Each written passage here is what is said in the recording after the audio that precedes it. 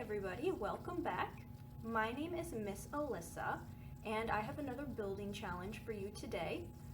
Today is a fairly quick and inexpensive challenge that involves two simple things. You are going to need a box of toothpicks and also a bag of marshmallows.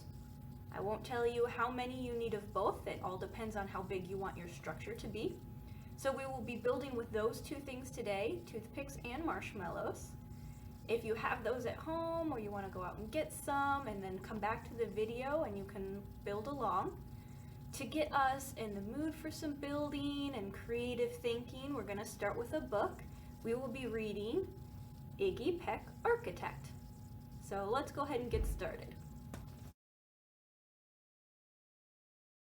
Iggy Peck, Architect by Andrea Beatty.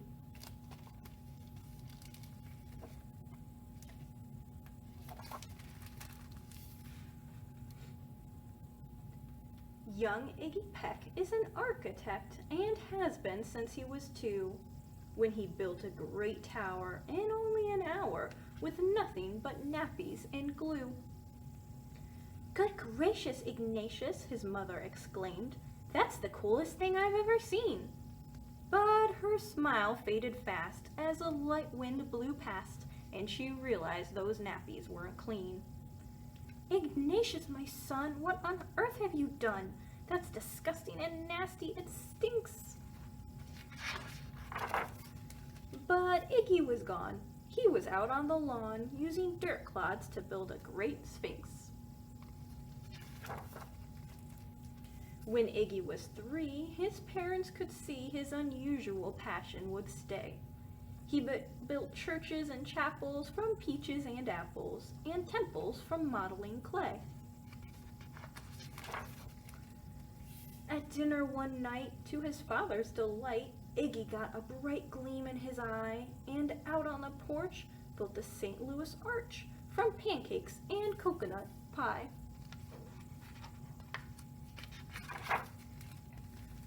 Dear Iggy had it made until 2nd grade when his teacher was Miss Lila Greer. On the very first day, she had this to say: "We do not talk of buildings in here." Gothic or Romanesque, I couldn't care less about buildings ancient or new, she said in her lecture about architecture that had no place in grade 2.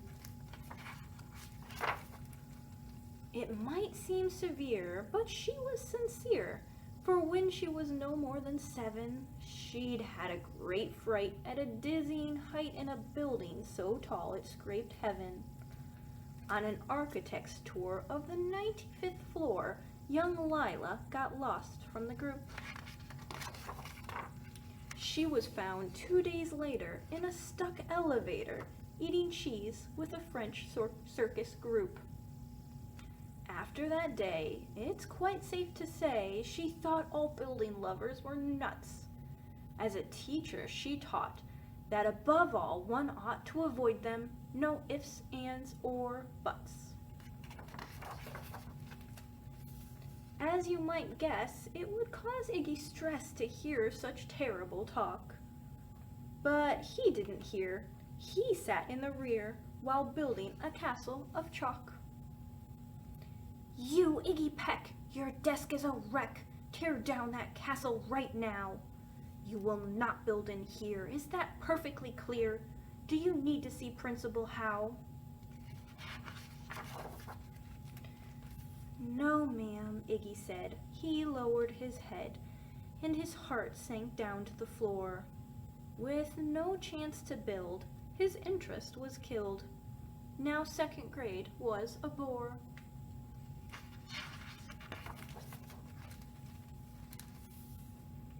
After 12 long days that passed in a haze of reading, writing, and arithmetic, Miss Greer took the class to Blue River Pass for a hike and an old-fashioned picnic.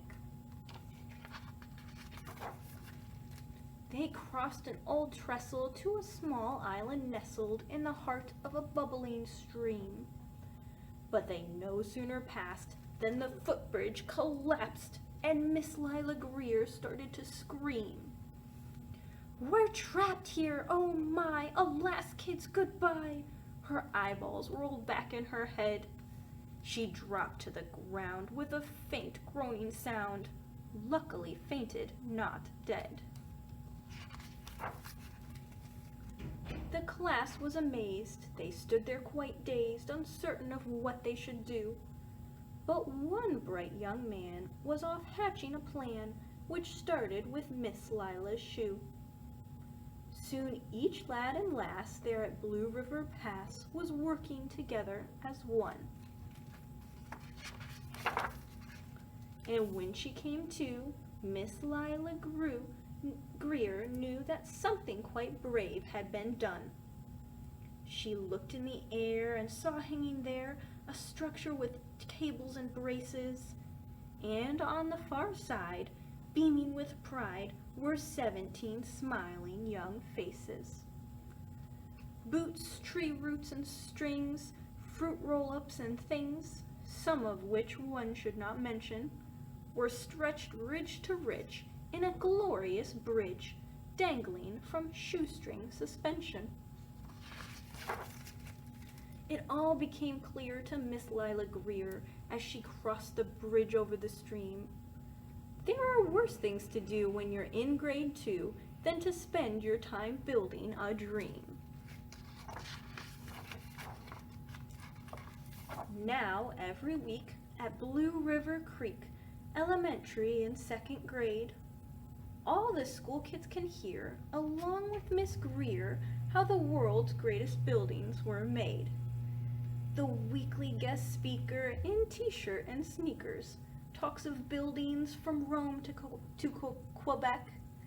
Of course, he's the guy who builds towers from pie, that brilliant young man, Iggy Peck. The end. Now we get to move on to the building part of our video, the fun part. Today, I'm not going to give you a specific challenge of what to build with the marshmallows and toothpicks. I'm just going to give you a few ideas and you can build however you're inspired.